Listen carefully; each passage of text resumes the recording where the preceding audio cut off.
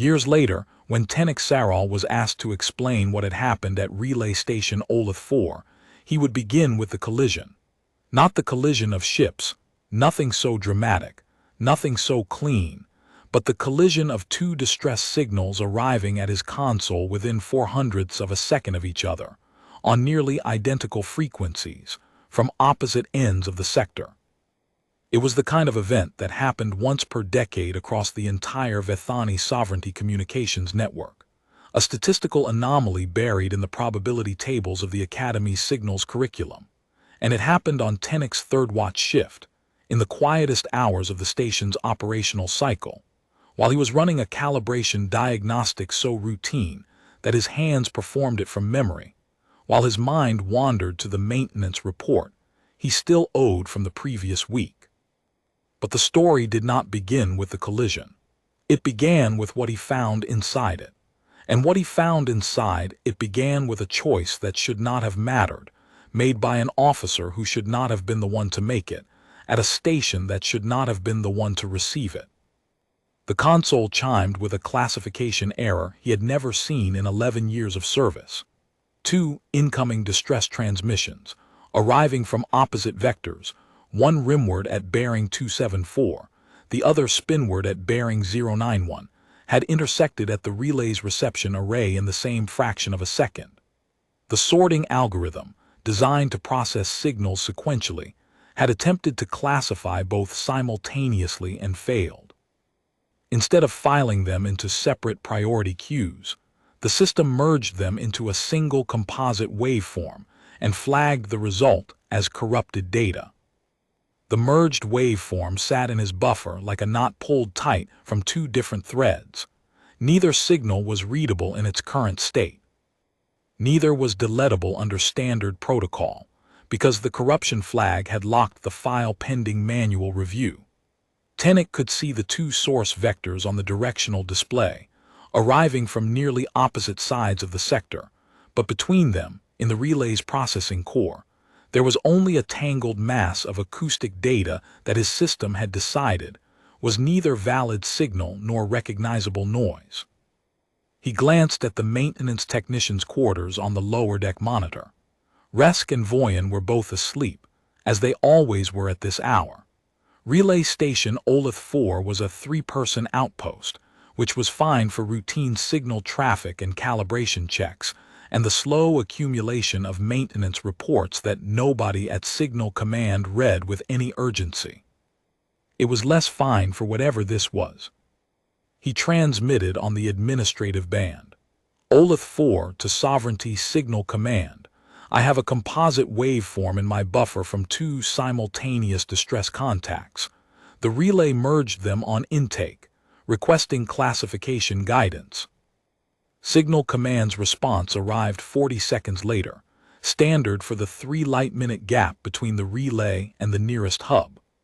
The duty officer's voice carried the flat tone of someone who had been sitting at a console for 6 hours without anything requiring more than a countersignature. Olith 4, log the composite as a system artifact and clear your buffer. 2 signals arriving simultaneously on matched frequencies is a statistical anomaly, not a tactical event. File an equipment report for the sorting algorithm's failure to discriminate and move on. Tenek's hand hovered over the clear command. The instruction was correct by regulation. 2 distress signals colliding at a relay was a processing error, nothing more. Standard response: clear the buffer, let the original signals, still propagating from their sources, be received by other relays downstream where the collision had not occurred. But downstream coverage in this sector was thin. That was the problem with following procedure at the edge of the network, where the gap between what procedures assumed and what actually existed was measured in light hours. Olith 4 sat at the outermost ring of the Sovereignty's communications infrastructure, one of 6 relay stations maintaining coverage across a volume of space that had been allocated 12 stations in the original network plan. Budget constraints during the last 2 appropriation cycles had shelved the other 6 indefinitely. The next relay rimward was Olith 7, 17 light hours away. The next spinward was Kersh 2, 22 light towers away. If either was offline, undergoing maintenance, pointed the wrong direction, running a reduced reception profile to conserve power, the distress calls would propagate into empty space and die. 2 distress calls, 2 groups of people calling for help. The only copy of their combined signal was in Tennick's buffer, locked by a corruption flag, waiting for him to either untangle it or delete it. Tennick did not clear the buffer. He began separating the composite waveform by hand. Signal collision recovery was not a task his training had prepared him for.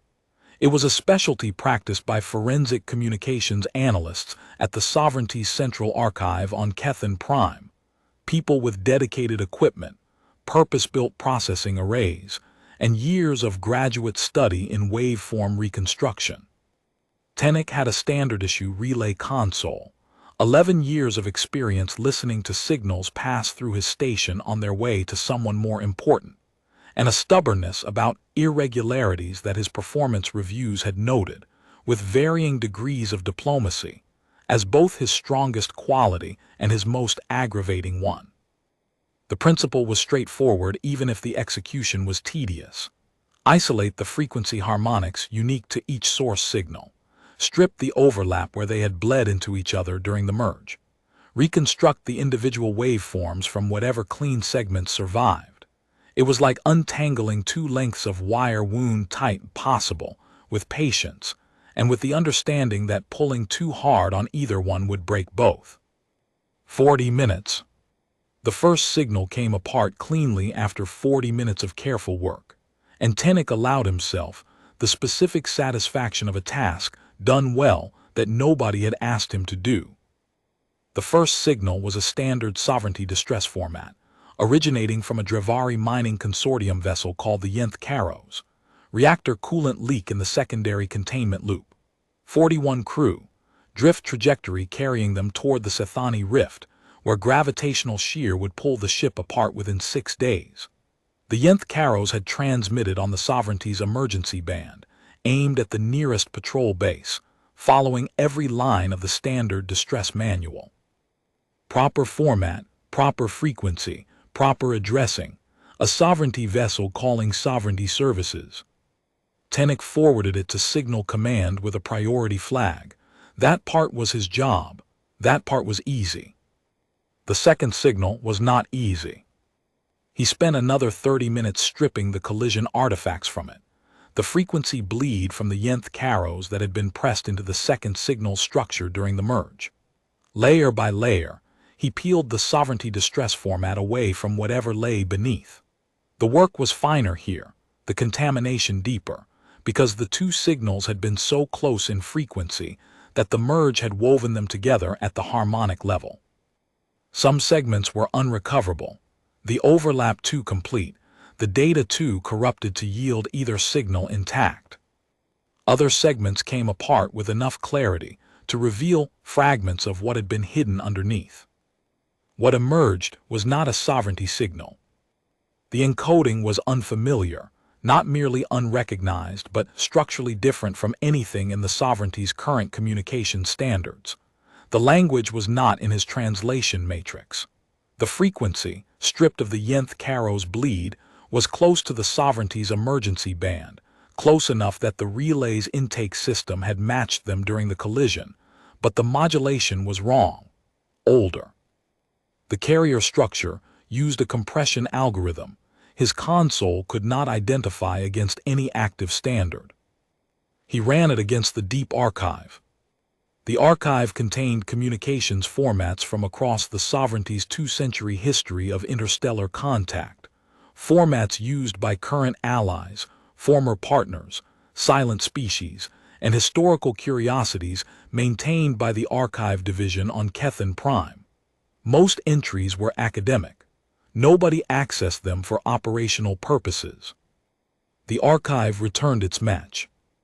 The compression format had last been used in this region of space approximately 160 years ago, by humans. 160 years ago, this sector had been contested frontier. The sovereignty had not yet claimed it.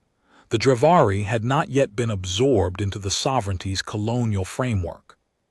3 different polities had maintained intermittent patrols through the region, and one of them had been a species called humans, who had operated a small network of navigation relays, patrol routes, and emergency response infrastructure before withdrawing during a period of internal restructuring that the sovereignty's archives referred to, with characteristic brevity, as the Earth consolidation.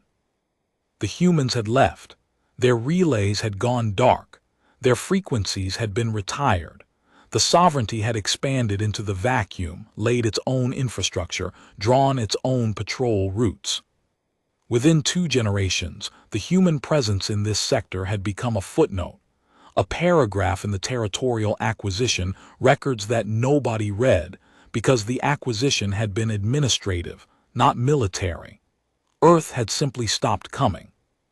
But the frequency this second signal was using, old, compressed, oddly modulated, matched the format used by Earth's emergency network 160 years ago. Matched it exactly. Someone was transmitting a distress call on a dead human emergency frequency. Tennick ran the directional analysis again. Bearing 091. The outer Varathi corridor, a thin strip of space between the sovereignty's border and the edge of the mapped galaxy, administratively neglected, commercially irrelevant. It appeared in sovereignty records primarily as a navigational hazard advisory. He attempted translation. His console's matrix, loaded with 412 cataloged languages, returned no match. The extended archive, historical and deprecated files maintained for academic completeness, took 3 minutes and returned a partial. Terran Standard English Historical Variant, confidence 68%. The translation assembled itself in fragments. Vessel Korath, hull breach forward section, 47 aboard, 11 children, requesting any vessel. This is the merchant vessel Korath of the Velesi Freehold. We are not a military vessel. We have no weapons. We have no defensive capability. We have children aboard. Requesting assistance from any vessel monitoring this frequency. Then the fragment that stopped his breathing. We were told this frequency was monitored. We were told someone would hear. The fragments ended. The signal had degraded too far for the archive to recover more. Tennick stared at his console. He read the fragments twice, then a 3rd time. A vessel called the Korath, belonging to something called the Velesi Freehold, a name that appeared nowhere in the sovereignty's political registry, its trade databases, its census records, or any file Tennick had ever accessed, was broadcasting a distress call on a dead human emergency frequency. 47 people, 11 children, no weapons, no military capability. Asking for help from anyone monitoring a frequency that had been inactive for 160 years. And they had been told it was monitored. We were told someone would hear. Told by whom? The humans had withdrawn over a century and a half ago. Their frequencies were dead infrastructure. Nobody monitored them. Nobody had any reason to. And yet the Velesi had transmitted on one, specifically, deliberately, as though they believed across 160 years of silence that someone on the other end was still listening. He opened a channel to signal command. Olith 4 to signal command. I have completed manual separation of the composite waveform. The second distress signal is not sovereignty origin. It transmits on a deprecated frequency matching Earth's historical emergency network. Origin, an unregistered vessel, the Korath, Velesi Freehold affiliation. Hull breach, degraded life support, 47 aboard including 11 children. The signal is aimed at the old Earth band, not at the sovereignty. 53 seconds this time. Olith 4, the Velesi Freehold is not a recognized polity. Earth's network in this sector has been inactive for over 150 years. There is no recipient. Log it as a historical frequency anomaly, and forward the Yinth Caros to patrol dispatch. Signal command, they have children aboard. On a dead frequency, aimed at a species that left this sector before any of us were born. The Velasi are not our jurisdiction. If they want sovereignty assistance, they transmit on a sovereignty frequency. Clear your board, signal command out. The channel went to standby. Tenek sat in the hum of Relay Station Olith 4, a three-person outpost that smelled of recycled air and old insulation, and looked at the two signals on his display. The Yinth Caros was already routed to patrol dispatch. Standard response. The system working as designed.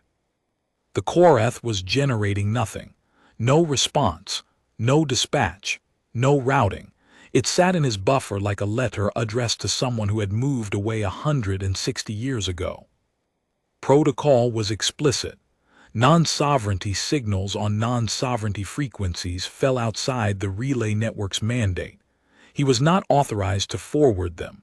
He was not authorized to respond. But the Velasi had said we were told this frequency was monitored. Someone had made them a promise. Someone had told them at some point in the last 160 years that this frequency meant safety, that if they used it, someone would hear. Tenek forwarded the Velasi signal. Not to signal command, not to patrol dispatch.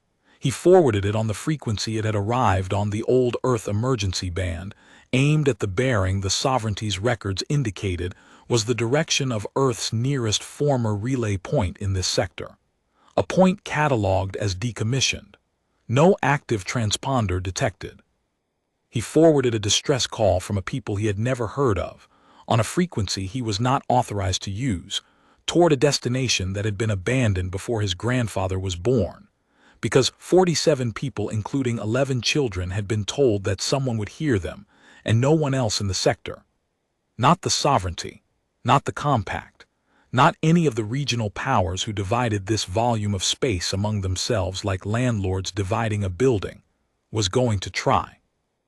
It was, by any rational measure, the most futile thing he had ever done. The relay point was listed as decommissioned. The frequency was classified as historical. The species he was calling had not maintained a visible presence in this sector for 160 years. He was, in every practical sense, calling a disconnected number and asking it to send help. He called it anyway. He filed the equipment report, completed the Yinth Caros routing, resumed his calibration diagnostic. The shift had 3.5 hours remaining. The Velasi signal sat in his transmission log like something swallowed that would not go down. 3 hours later, his console chimed. Not from signal command, not from any sovereignty channel. The chime came from the old Earth emergency band, the frequency he had forwarded the Velasi signal on, and it was an incoming transmission. Tenek's hand stopped. The calibration check vanished from his awareness. His console was receiving a signal on a frequency that had been dead for 160 years. He opened the channel.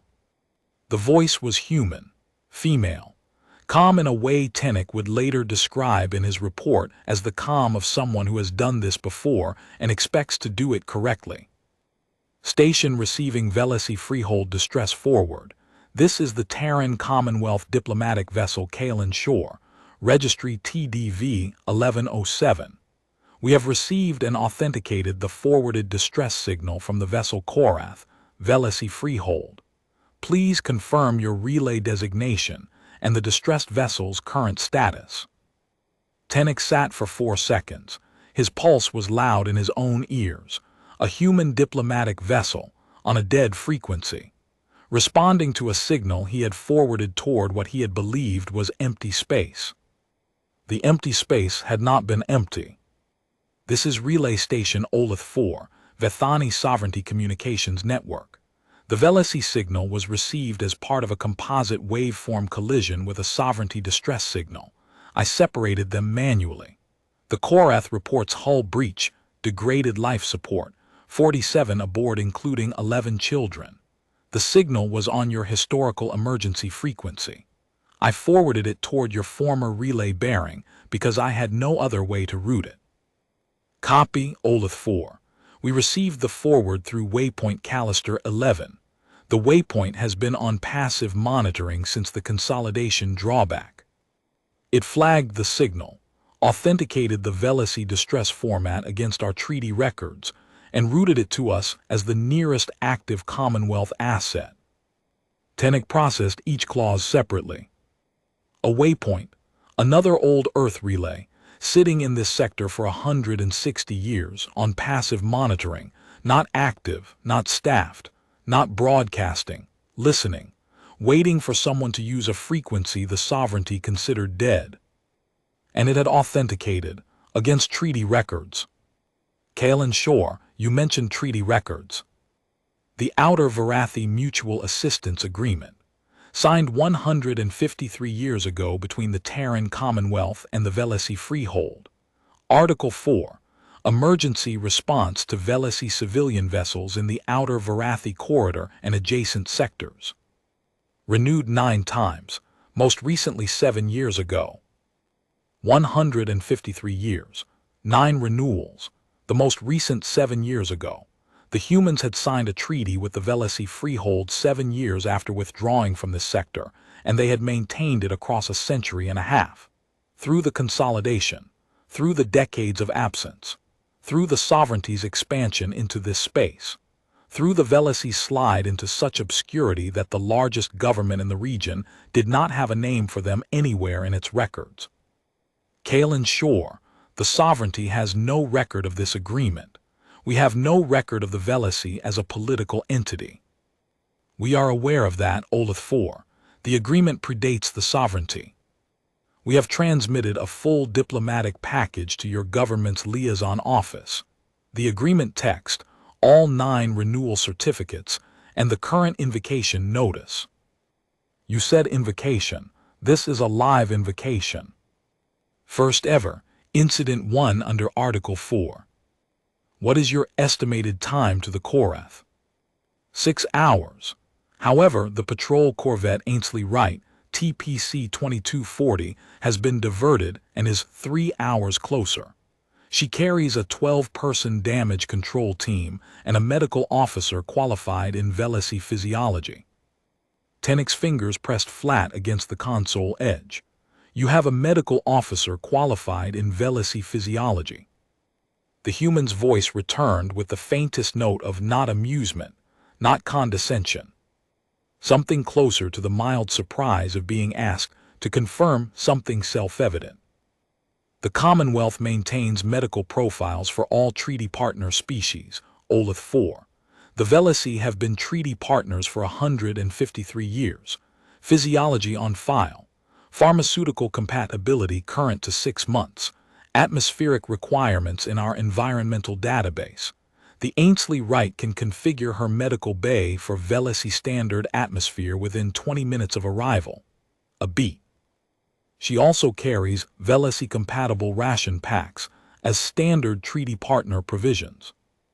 Ration packs, standard issue, on every patrol corvette, for a people of 12,000 that nobody in the sovereignty knew existed.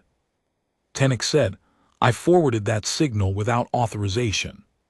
Signal Command ordered me to clear it, if my government raises a jurisdictional complaint.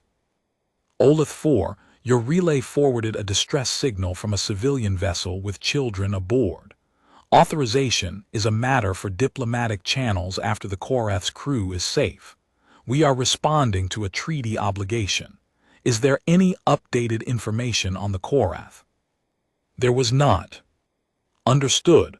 We will attempt direct contact on the treaty frequency. Please maintain reception on the Earth emergency band. Your station is the only sovereignty asset with a record of this event. I can do that. Thank you, Olith 4, Kalen Shore out. The channel closed. The secondary array hummed. The Velasy signal sat in his log, and above it, in the clean formatting of sovereignty protocol, was a response from a species that had left this sector before Tennick was born. He had sent a call into silence. The silence had answered. 40 minutes later, the Ainsley Wright's first transmission arrived. Olith 4 TPC 2240 Ainsley Wright. We have the Koreth on approach sensors. Visual confirmed Velassie merchant vessel, freehold class, approximately 90 meters. Hull breach visible forward, venting residual atmosphere. Running lights on emergency power. She's tumbling at 0.2 degrees lateral, attitude control offline. No transponder. She's dark except for emergency lighting. Copy. Communication with the Koreth. Establishing on the treaty frequency. A pause, 30 seconds. Tenick counted against his pulse. Contact confirmed. Captain Hale Torvin, 47 aboard, 11 children confirmed. Life support degraded but functional. He estimates 10 to 12 hours before CO2 reaches dangerous thresholds. Forward cargo section breached and sealed. 6 crew running manual atmospheric scrubbing in the aft engineering section with portable equipment. What caused the breach? Debris field impact. Uncharted fragment in the outer Varathi corridor 4 days ago. Breach exceeded their onboard repair capability. The Koreth is a short-range merchant vessel, not rated for deep space hull work. Captain Torvin reports his crew attempted patching, but their materials were insufficient for a breach this size. 4 days. The Koreth had been drifting for 4 days with a breached hull and 47 people, 11 of them children, in a corridor where the nearest help was a government that didn't know they existed. One additional item, the Ainsley Wright continued. When Captain Torvin was informed a Terran corvette was responding to his distress call, his response was direct translation. I am not surprised. My grandmother told me the frequency would work. Not surprised, my grandmother. Tenick read the line on his display 3 times.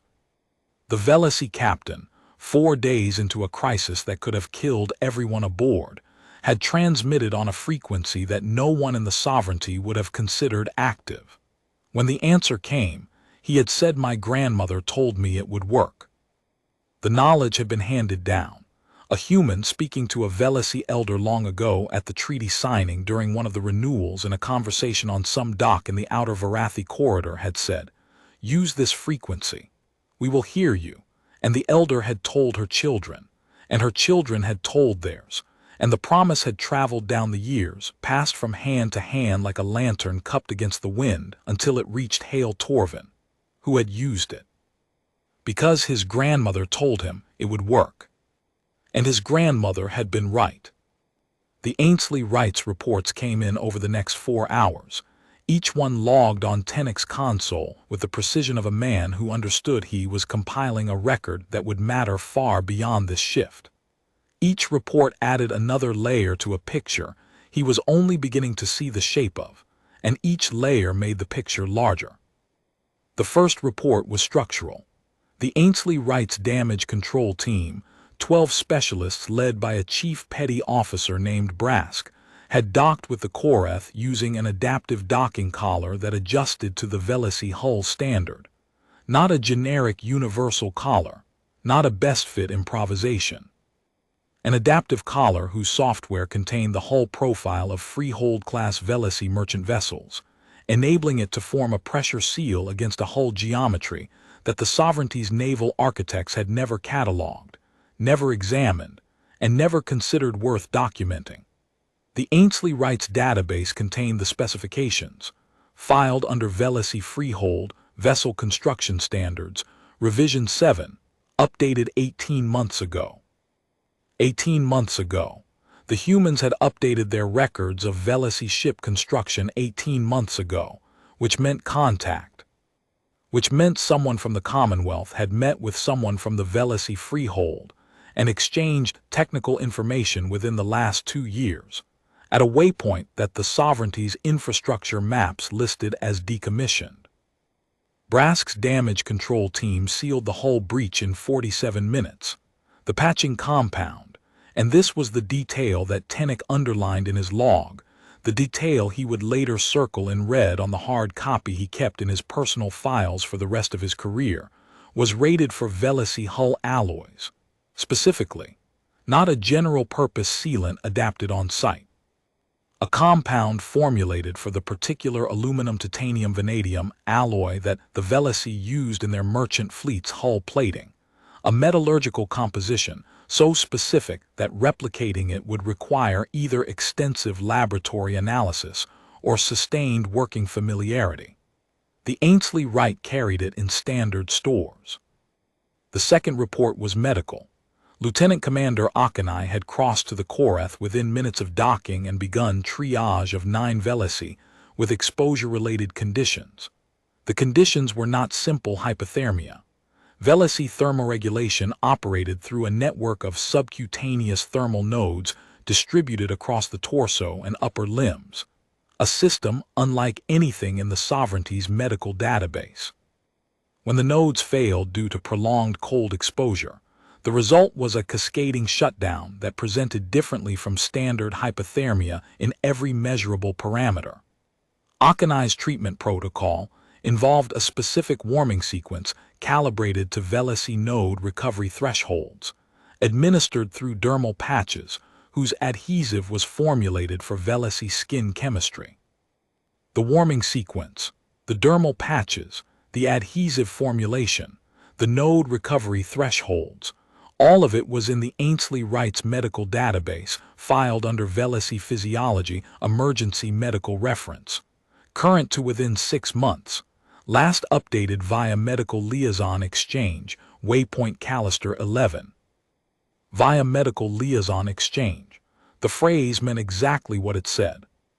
A human medical officer and a Velizy medical representative had met in person at the Waypoint and exchanged updated physiological data. 6 months ago, the humans had not merely kept old files on the Velizy. They had been actively maintaining a medical partnership, updating treatment protocols, refining their understanding of a species' physiology over 153 years of continuous collaboration, for 12,000 people. The third report covered the children.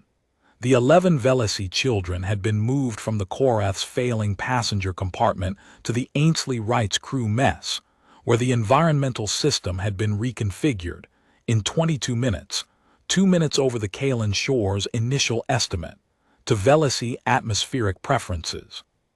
Higher humidity by 14%, oxygen partial pressure lowered by 3 kilopascals, ambient temperature raised 2 degrees above Terran standard. The reconfiguration was not a jury-rigged adjustment. The Ainsley Wright's environmental system contained a preset profile for Velizy standard atmosphere, selectable from a menu of treaty partner configurations. A menu of treaty partner atmospheric presets on a patrol corvette. The quartermaster produced Velizy-compatible ration packs from the ship's treaty partner provisions locker, a storage compartment that Tennick had not known existed on any warship and which, the log noted with the precision of a man who did not consider the detail worth remarking on, was standard issue aboard all Commonwealth patrol vessels assigned to sectors with treaty partner populations. The ration packs were not improvised. They were not generic emergency food adapted for alien consumption. They were Velizy ration packs, formulated for Velizy nutritional requirements, packaged in containers marked with Velizy script alongside Terran standard labeling. The expiration dates were 14 months out. They had been manufactured, stocked, and routinely rotated as part of the corvette's regular supply cycle. Every patrol corvette in the sector carried Velizy food, as a matter of routine, for a species the sovereignty did not know existed. The fourth report, which arrived near the end of the second hour, was the one Tennick found himself returning to most often in the weeks that followed. The Ainsley Wright's communications officer had established a secondary data link with the Korath's bridge computer, a link that allowed the corvette's systems to interface directly with the Velizy vessel's navigation and engineering databases. The interface protocol had loaded automatically. The Ainsley Wright system recognized the Korath's operating architecture and adapted to it without manual intervention, the way 2 machines designed to work together simply connected. The communications officer's log noted, in a single line that Tennick would later read a dozen times, that the interface protocol was standard for Velisey freehold civilian vessel architectures, loaded from the Treaty Partner Integration Package, version 4.2, last updated 26 months ago. Version 4.2, 26 months ago. The humans had not only maintained medical files and ration stocks and hull patching compound for the Velisey, they had maintained software integration packages, updated them, versioned them, treated the ongoing technical compatibility between Commonwealth and Velisey systems as a living project, maintained across the years by people whose names Tennick would never know. At a waypoint the sovereignty had written off as a dead transponder on an obsolete chart. The medical officer, Lieutenant Commander Akanai, began triage. 9 Velisey with exposure-related conditions, hypothermia variants specific to Velisey physiology, which regulated core temperature through mechanisms different from any sovereignty species. Akanai's treatment protocols came from the corvette's database, Velisey physiology, emergency medical reference, current to within 6 months, last updated via medical liaison exchange at waypoint Callister 11. 6 months, updated 6 months ago. Through the same waypoint that had been sitting on passive monitoring for 160 years. The 11 children were moved to the corvette's crew mess. Environmental systems reconfigured, higher humidity, lower oxygen partial pressure, temperature raised 2 degrees above Terran standard. Velisey-compatible ration packs produced from standard stores. The quartermaster's log noted, with the matter-of-fact precision of a man who did not consider the detail remarkable, that treaty partner provisions were standard issue aboard all Commonwealth patrol vessels assigned to sectors with treaty partner populations. The damage control team patched the hull breach in 47 minutes. The patching compound was rated for Velisey hull alloys, a metallurgical compatibility that required either years of testing or a century and a half of working familiarity. The team leader's report noted the Korath's hull showed age and deferred maintenance consistent with a vessel operated by a polity with limited shipyard resources. Tennick compiled each report. He had no orders to do so. Signal Command had told him to clear the Velisey signal, and technically none of this traffic should exist on his board.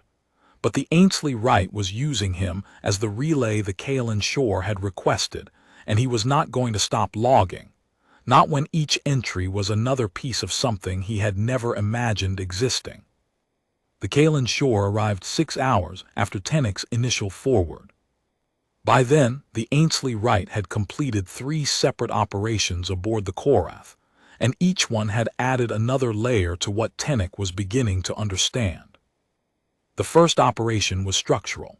The damage control team, led by a chief petty officer named Brask whose reports were models of compressed clarity, had sealed the forward hull breach, reinforced the surrounding frame members with portable bracing that locked into the Velisey hull alloy as though the 2 metals had been designed to mate, and pressurized the forward section to 60% of standard, enough to stabilize the atmospheric gradient across the rest of the ship. The patching compound, Brask's report noted, was rated for Velisey hull alloys, not sovereignty alloys, not generic multi-purpose material. Velisey hull alloys specifically. The Ainsley Wright carried it as standard stores. The second operation was medical. Lieutenant Commander Akanai had treated 9 Velisey for exposure-related conditions, a specific form of hypothermic shock that affected Velisey physiology differently from any species in the sovereignty's medical database, involving a cascading failure of the subcutaneous thermal regulation nodes that Velisey used in place of the metabolic heating systems most oxygen-breathing species relied on. Akanai's treatment protocol involved a warming sequence calibrated to Velisey node recovery thresholds, administered through dermal patches, whose adhesive was formulated for Velisey skin chemistry. The protocol, the patches, and the calibration data were all in the Ainsley Wright's medical stores, filed under Velisey Physiology, Emergency Medical Reference, current to within 6 months, last updated via medical liaison exchange, waypoint Callister 11. Tennick read that line 3 times, via medical liaison exchange, which meant a human medical officer had met with a Velasy medical representative at waypoint Callister 11, the same passive monitoring waypoint that had relayed the distress call and exchanged updated physiological data. 6 months ago, the humans had not merely kept old files on the Velasy. They had been actively updating them, meeting with them, maintaining a working medical relationship with 12,000 people that no government in this sector knew existed. The third operation was, in its way, the most striking. The 11 children had been moved from the Korath's failing passenger compartment to the Ainsley Wright's crew mess, where the environmental system had been reconfigured in 22 minutes, 2 minutes over the estimate the Kaelin Shore had given to Velasy atmospheric preferences: higher humidity, lower oxygen partial pressure, temperature raised 2 degrees above Terran standard. The quartermaster had produced Velasy-compatible ration packs from the corvette's treaty partner Provisions locker, a compartment Tennick had not known existed on any warship, in which the quartermaster's log noted with the matter-of-fact precision of a man who did not consider the detail remarkable, was standard issue aboard all Commonwealth patrol vessels assigned to sectors with treaty partner populations. The ration packs were not improvised. They were not generic emergency food adapted for alien consumption. They were Velasy ration packs, formulated for Velasy nutritional requirements, packaged in containers marked with Velasy script alongside Terran standard labeling. The expiration dates were 14 months out. They had been manufactured, stocked, rotated and restocked as part of the corvette's regular supply cycle.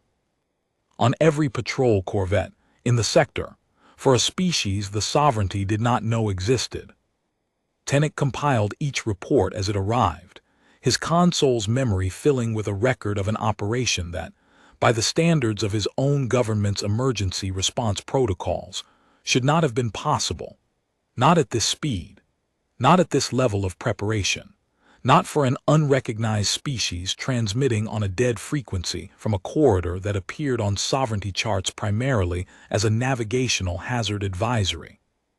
And yet the humans had performed it as though it were routine, as though answering a century-and-a-half-old distress frequency, dispatching a corvette stocked with the caller's food and medicine, and invoking a treaty nobody in the region had heard of, were all things they had been prepared to do at a moment's notice, which Tennick was beginning to realize they had been, for 153 years.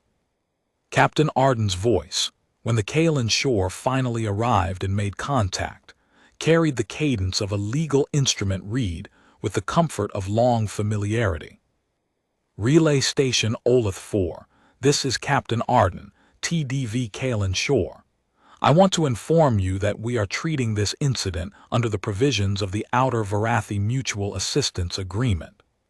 Specifically, Article 4, Emergency Response to Velasy civilian vessels in the Outer Varathi Corridor and adjacent sectors. The agreement was signed 153 years ago between the Terran Commonwealth and the Velasy Freehold. Renewed 9 times, most recently 7 years ago. Never invoked for a live distress event until today. Today's invocation is being logged as Incident 1 under the agreement. The Terran Commonwealth considers its obligations fully active and fully binding. Captain Arden, the sovereignty has no record of this agreement. We have no record of the Velasy Freehold as a political entity. We have no record of any Terran Commonwealth treaty operating within our administrative boundaries. We understand that, Olith 4. The agreement predates the sovereignty's administration of this sector by approximately 7 years. It was signed when this region was unclaimed frontier between the Terran Commonwealth and the Velasy Freehold at the Velasy's request. The sovereignty was not a party to the agreement and was not notified, as the sovereignty did not exist in its current form at the time of signing. At the Velasy's request, Tennick noted that phrase, the Velasy had asked, A people of 12,000 with no military, no diplomatic standing, no trade relationships with any major power had asked the humans for a mutual assistance agreement, and the humans had said yes. We have transmitted a full diplomatic package to your government's liaison office, Arden continued. The agreement text, all 9 renewal certificates with dates and signatories, the current invocation notice, and a current list of passive monitoring waypoints the Commonwealth maintains in sectors your sovereignty administers, so that your infrastructure maps can be updated accordingly. How many waypoints, Captain? In sectors the sovereignty currently administers, 11, across all sectors in this region, including those administered by other polities and those currently unclaimed, 43. 43 waypoints, scattered across the region, listening on frequencies that every government in the area had classified as dead infrastructure, none of them transmitting, none of them scanning, none of them conducting any operation that any reasonable definition of the word would classify as espionage or intelligence gathering. They were receivers, passive, patient, silent receivers, sitting in the dark between the stars, waiting for someone to use an old frequency and ask for help. None of them had been dead. Every one of them had been waiting. Captain Arden, has the Commonwealth been conducting operations inside sovereignty space without our knowledge? The waypoints are passive receivers, Olith 4. They do not transmit. They do not gather intelligence. They do not interfere with any government's operations or communications. They receive emergency signals on treaty partner frequencies, authenticate them against our treaty database, and route them to the nearest active Commonwealth asset for response. That is their sole function. She paused, and when she continued, her voice carried the weight of someone making a point they considered important enough to state precisely. They have been performing that function continuously since they were installed, some of them for over 200 years. 200 years, before the sovereignty existed, before any current government in the sector had been founded. The humans had placed those waypoints during their original presence in the region, and when they withdrew, when they pulled their active patrols, decommissioned their routes, collected their buoys, they had left the waypoints behind. On purpose. Still powered, still listening, still waiting. One additional point for your record, Olith 4. The Velesi freehold is not a large polity. Their total population across all settlements is approximately 12,000 individuals. They have no military capability, no diplomatic representation at any galactic body, no trade agreements with any major power. The Outer Varathi Mutual Assistance Agreement is, to our knowledge, their only formal treaty with any interstellar state. 12,000 people. The entire Velesi freehold, every settlement, every ship, every man, woman, child, numbered 12,000.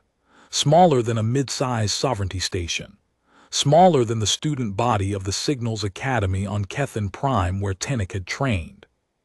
And the Terran Commonwealth had maintained a treaty with them for 153 years, had renewed it 9 times, had kept medical files current, had stocked ration packs on corvettes, had formulated patching compound for their hull alloys, had left 43 passive waypoints scattered across 6 sectors, listening on dead frequencies, waiting for exactly this kind of call.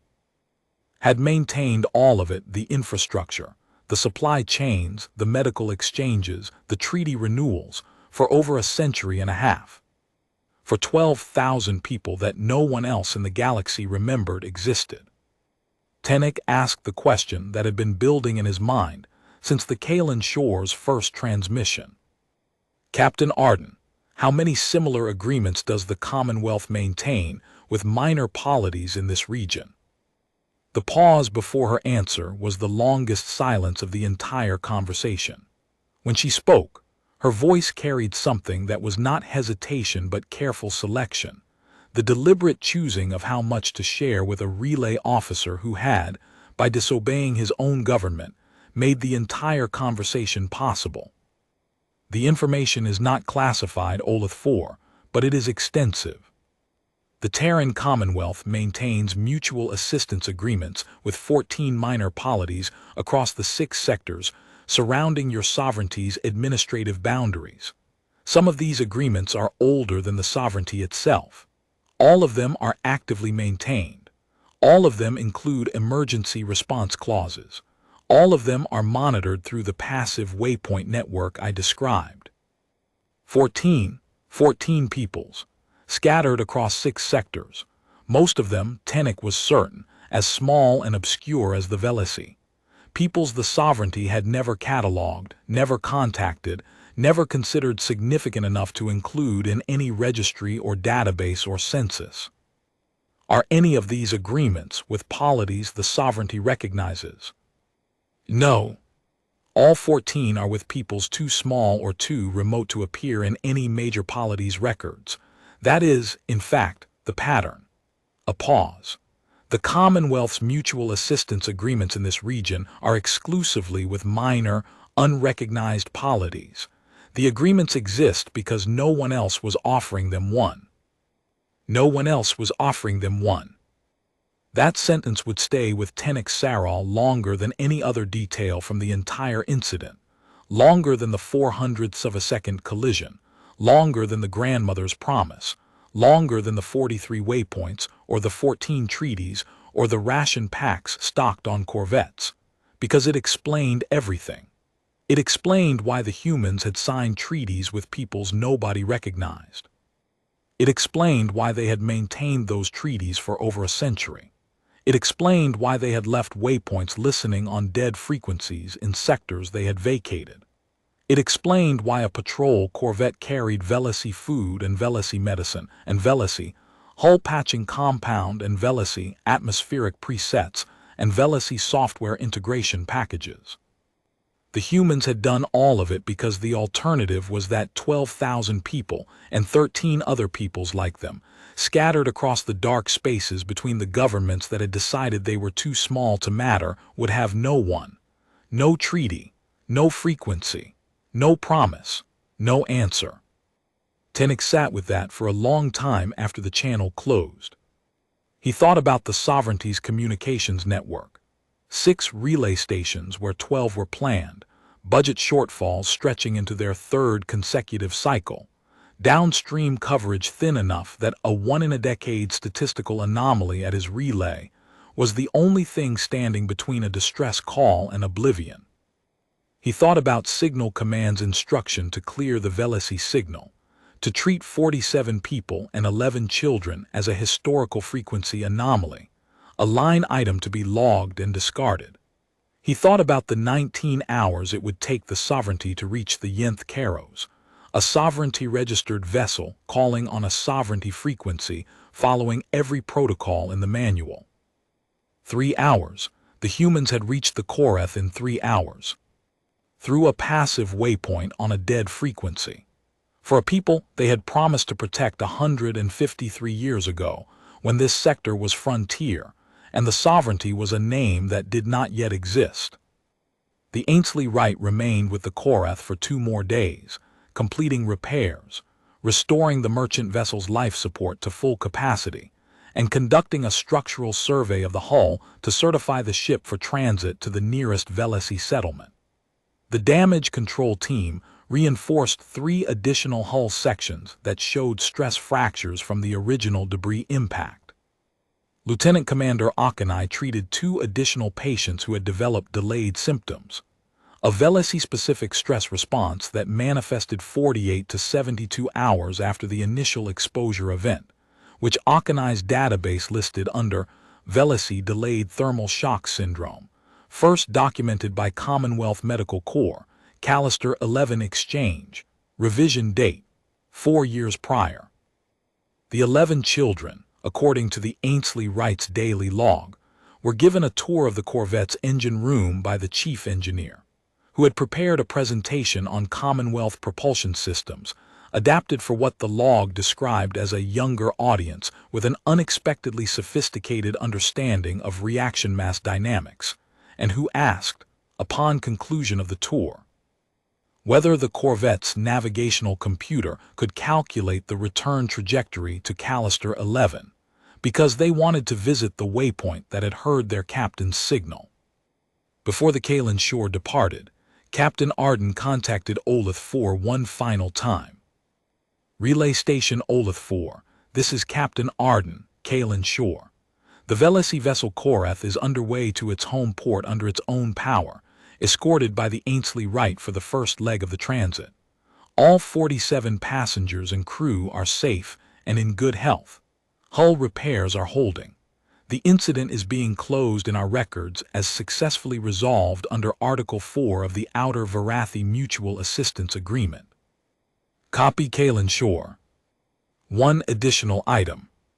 The Korath's captain, Hale Torvin, has asked me to relay a message to the officer who forwarded his distress call. Tennick waited. The message is, my grandmother told me the frequency would work. I did not believe her until it did. Thank you for sending it where it needed to go. 5 generations or 6 or 7.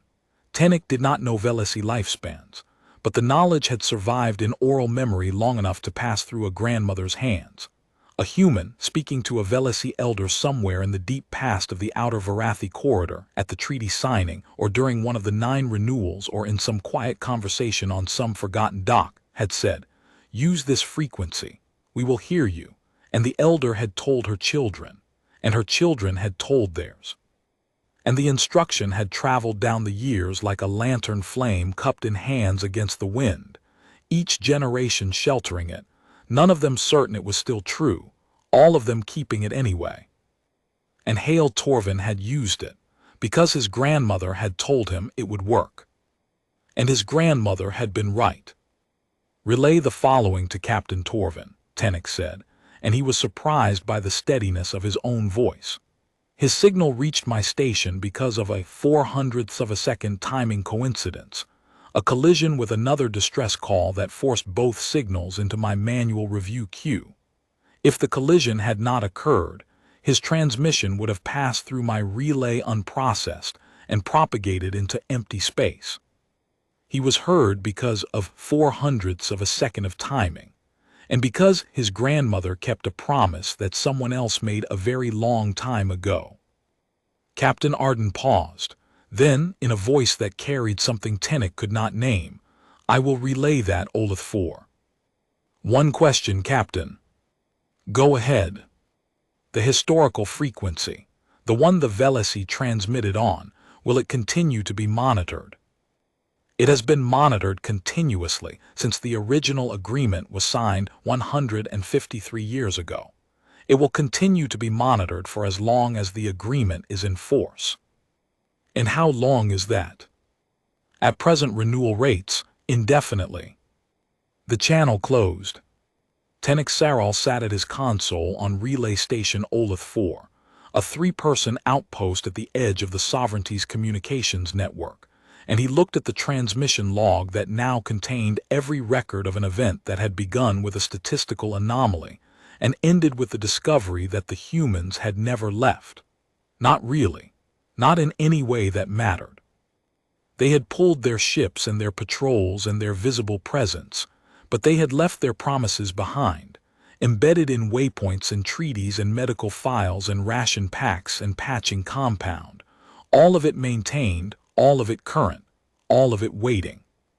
He filed his report 3 days later, every signal log, every timestamp, every communication, every decision and the reasoning behind it. The full text of the Velasi distress signal, the full text of every human response, the fact that he had disobeyed Signal Command's direct instruction to clear the Velasi signal from his buffer. He did not apologize for it. He did not justify it. He stated the facts: 47 people, 11 children, a frequency they had been told was monitored, and the reality that no one else was going to forward the signal. Those were the facts. Signal Command could draw its own conclusions. Signal Command's response arrived 6 days later. The equipment report on the sorting algorithm was accepted. The unauthorized transmission on a non-sovereignty frequency was under review. No disciplinary action had been initiated. pending the outcome of the diplomatic inquiry regarding the Terran Commonwealth's Outer Varathi Mutual Assistance Agreement and the existence of 43 passive monitoring waypoints in sovereignty-administered and adjacent space. The inquiry took 8 months. The resulting report, 412 pages when it was compiled, was read by Tenek in its entirety when it was declassified, sitting at the same console where the collision had happened, during the same third watch shift, with Resk and Voyan asleep on the lower deck as they always were. The report established several findings that Tenek absorbed with the careful attention of a man reading his own vindication written in someone else's handwriting. Finding: the Terran Commonwealth maintained mutual assistance agreements with 14 minor polities across 6 sectors, all predating the sovereignty's administration, all actively renewed at intervals ranging from 12 to 20 years, all monitored through a network of 43 passive waypoints. Finding: none of the 14 polities were recognized by any major government in the region. Finding: the Commonwealth's response time, from signal receipt at the passive waypoint to corvette arrival at the distressed vessel, had been approximately 3 hours. Finding: the sovereignty's own response time for the Yinth Karos, a sovereignty-registered vessel, on a sovereignty emergency frequency, using sovereignty standard distress protocol, had been 19 hours. Finding: the Terran Commonwealth, with no active patrol presence, no staffed facilities, no budget allocation, and no political relationship with any government in the sector, had answered a distress call from an unrecognized minor polity faster than the sovereignty could answer a call from its own registered vessel. The report's concluding paragraph, phrased with the diplomatic delicacy of language that multiple departments had reviewed, rewritten, reviewed again, and finally approved with the cautious consensus of people who understood they were committing an uncomfortable truth to permanent record, contained a single recommendation: the sovereignty should examine whether its current emergency response infrastructure provides coverage and response capability equivalent to that which the Terran Commonwealth provides, through passive means alone, to unrecognized minor polities within the same operational volume. It did not. Tenek knew that. Signal Command knew that. The duty officer who had told him to clear the Velesi signal knew that. The Appropriations Committee that had halved the relay network knew that. 2 years after the incident, the Sovereignty quietly upgraded Relay Station Olith 4 to a full-spectrum monitoring post, 12-language translation capability, multi-frequency reception across all known emergency bands, including 17 historical ones that had been classified as inactive, a direct communications link to the Terran Commonwealth's Regional Diplomatic Office, an expanded buffer system that could process multiple simultaneous signals without merging them. Nobody issued a public statement explaining the upgrade. Nobody needed to. The 412-page report sat in the Diplomatic Liaisons Archive, and anyone who read it understood why a 3-person relay station at the edge of the network had been given the capabilities of a sector hub. Tenek Sarol remained at his post. He requested the assignment. Resk and Voyan stayed too, which surprised him. He had expected them to transfer to a more central station once the upgrade brought attention and traffic. When he asked Resk why he stayed, Resk had looked at him with the expression of a man surprised by a question with an obvious answer and said, "Someone has to be awake on the 3rd watch." The secondary array still hummed.